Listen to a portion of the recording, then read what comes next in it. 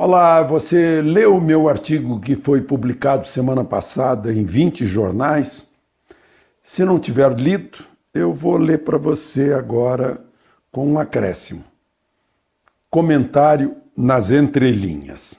Então vamos lá. O artigo se chama O Flanelinha e o Navio. Você já vai entender por que tem esse título. Domingo último, que foi o outro domingo, o presidente da República foi ao cemitério para o enterro da mãe de um ex-funcionário do seu gabinete de deputado federal. Caminhou até a sepultura com o braço sobre os ombros do filho órfão, que havia perdido a mãe, e andou entre as pessoas do cortejo. 3 dias antes, já havia ido a uma favela construída sobre um antigo lixão, a cidade estrutural, para retribuir a visita que recém lhe fizera no Palácio do Planalto aquela menina usada por uma fake news, em que supostamente ela recusava o cumprimento do presidente. E aí o presidente no cemitério, como lá na favela, novamente se expôs.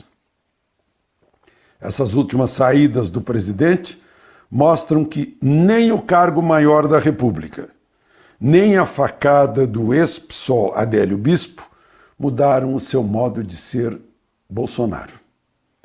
Um risco para a segurança dele, tal como acontecia durante a campanha e teve resultado dramático lá em Juiz de Fora.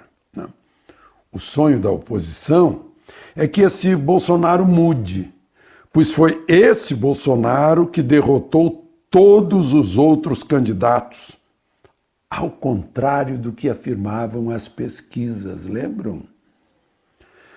Derrotou as pesquisas e os que pensavam com arrogância que poderiam conduzir a cabeça do eleitor. Com as redes sociais, o eleitor se libertou, eu escrevi aqui. É uma mudança, né? Antes o eleitor ficava aí recebendo marqueteiro, as grandes redes, muito noticiário. Depois veio a rede social.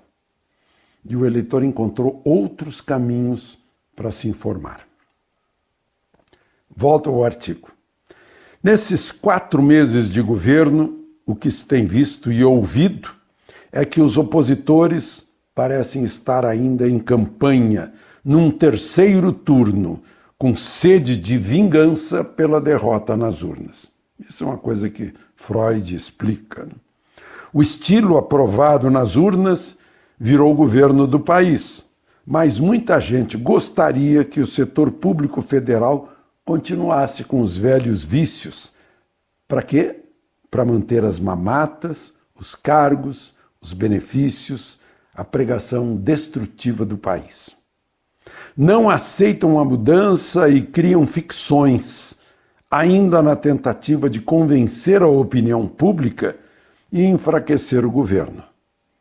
Uma parte mais ingênua do governo é usada ao dar respostas a provocações. Há uma parte ingênua do governo que fica respondendo. Tem coisa tão absurda que não merece resposta. Ao responder, a gente se iguala a certas críticas chulas, vulgares e de baixo calão. Isso não se deve responder. O vice-presidente, por exemplo, já entendeu isso. Há alguns dias ele começou dizendo para um repórter que queria fazer fofoca: é página virada, vire a página. E até agora ele tem virado a página. Faz muito bem, aliás. Volto ao artigo. Um flanelinha, num centro comercial de Brasília, foi lá no Gilberto Salomão, me abordou outro dia dizendo que não havia votado em Bolsonaro, que não gosta dele, mas, abre aspas, agora que ele é presidente não adianta mais chorar, porque estamos todos no mesmo barco. Não dá para deixar o navio afundar só porque eu não gosto do capitão. Fecha aspas. Vejam só o pragmatismo desse cidadão flanelinha, né? Ele sabe muito bem que a reforma da Previdência, por exemplo, né? A reforma das leis penais, né? Essa história aí de desarmamento que nos deixou à mercê dos assassinos, dos homicidas, dos assaltantes em geral, né? Só beneficiou o bandido. Bom, voltemos ao artigo, né?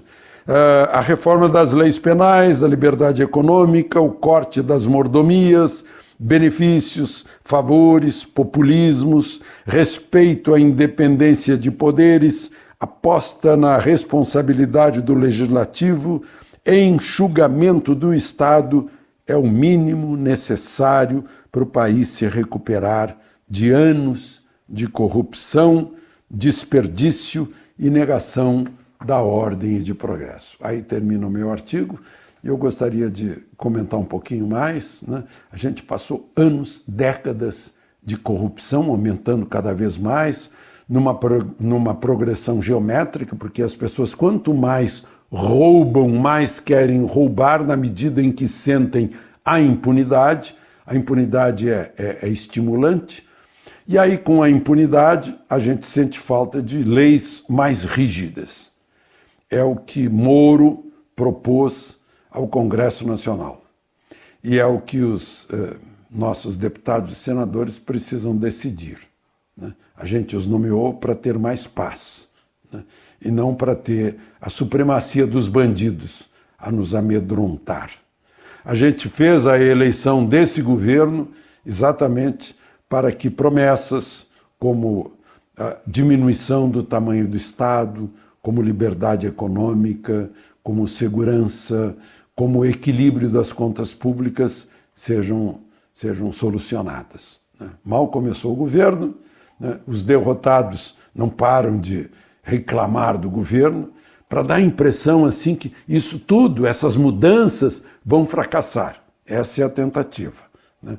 Passar essa ideia para uma maioria, né? A maioria se manifestou na eleição, foram 58 milhões de votos, 11 milhões a mais que os adversários, né? No segundo turno. Então, tenta-se passar essa ideia de que o país não quer essas mudanças, não quer segurança pública, não quer moralidade no serviço público, não quer um Estado menor que possibilite que o país real, o país liberal, o país privado cresça, né? Você cresça, a sua empresa cresça e possa empregar mais. Tem muita gente que não quer isso. Eu diria que são não apenas sádicos, mas são masoquistas também, que vão sofrer juntos se o navio afundar. De Brasília, Alexandre Garcia.